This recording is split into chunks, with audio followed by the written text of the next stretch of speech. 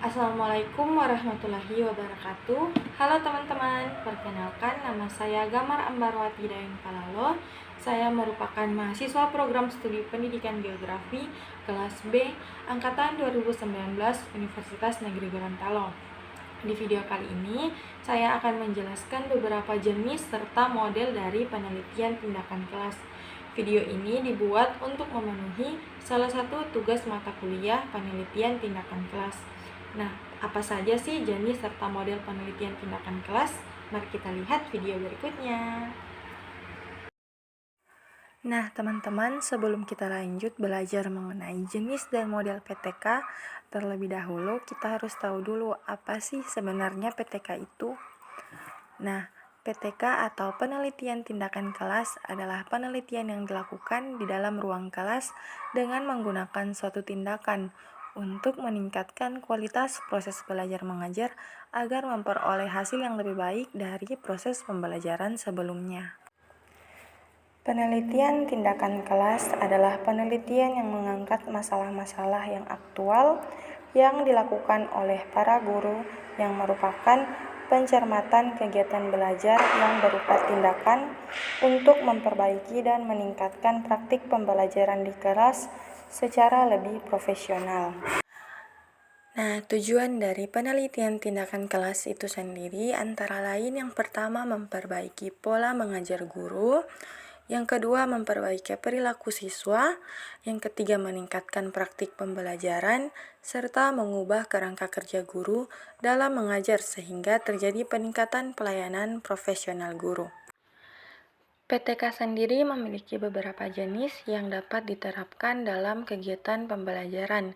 Yang pertama yaitu penelitian tindakan kelas diagnostik, penelitian tindakan kelas partisipan, penelitian tindakan kelas empiris, serta penelitian tindakan kelas eksperimental.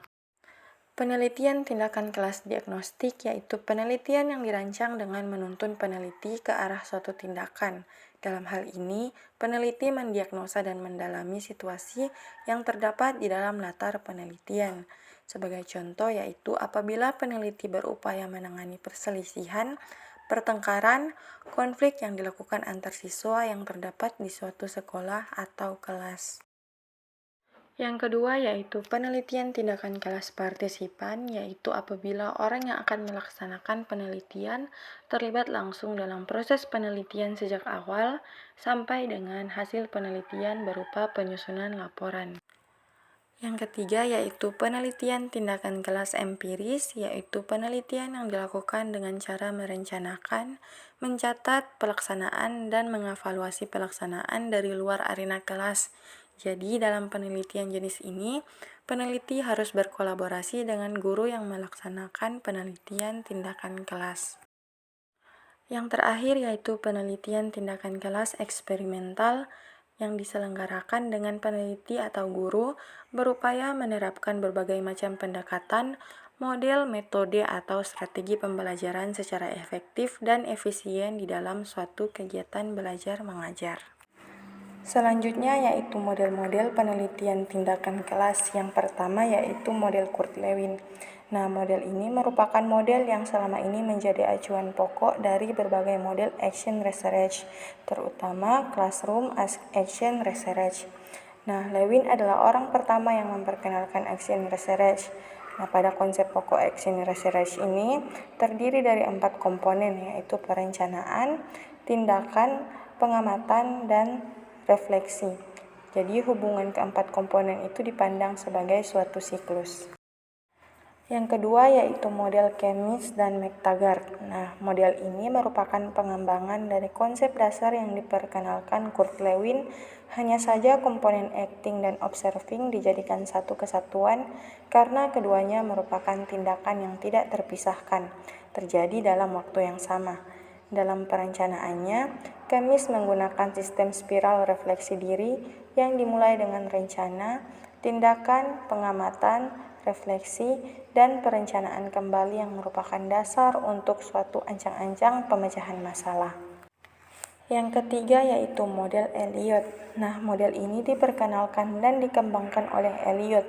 Elliot adalah seorang pendukung gerakan guru sebagai peneliti.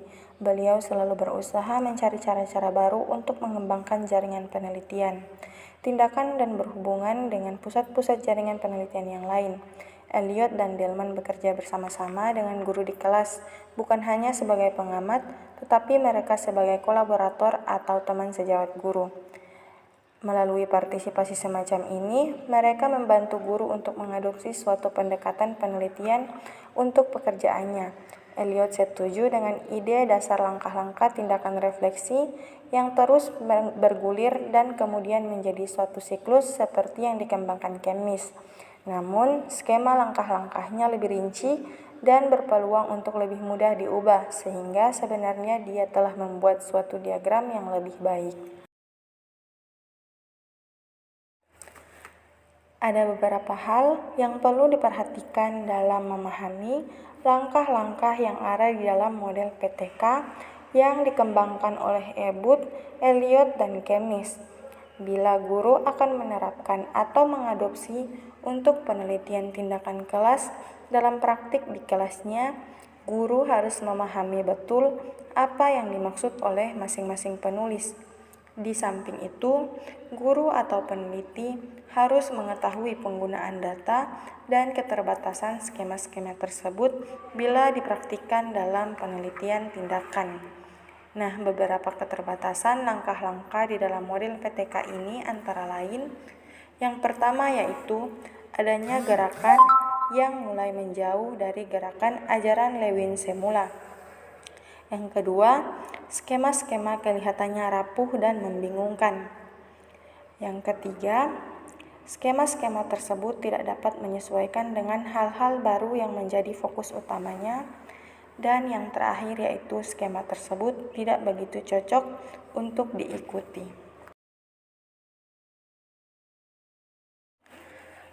Penelitian tindakan kelas sendiri mempunyai banyak model, sehingga peneliti dapat memiliki salah satu model yang sesuai dengan yang dikehendaki. Dalam pemilihan model, tidak ada pertimbangan baku dan peneliti dapat memilih salah satu model yang sesuai dengan tingkat kemampuan. Satu hal yang perlu diperhatikan, bahwa seorang peneliti dapat menggunakan lebih dari satu model. Peneliti melakukan hal ini dalam rangka membandingkan antara model yang satu dengan model yang lain dan mencari model mana yang paling efisien dengan hasil paling efektif. Apabila dengan alasan demikian, maka penggunaan berbagai model untuk berbagai jenis kasus boleh dilakukan. Nah, teman-teman, itulah tadi penjelasan dari saya mengenai jenis serta model-model dari penelitian tindakan kelas. Jadi, teman-teman sudah tahu kan apa saja jenis serta model-modelnya. Nah, untuk itu, video pembelajaran kali ini saya cukupkan sampai di sini.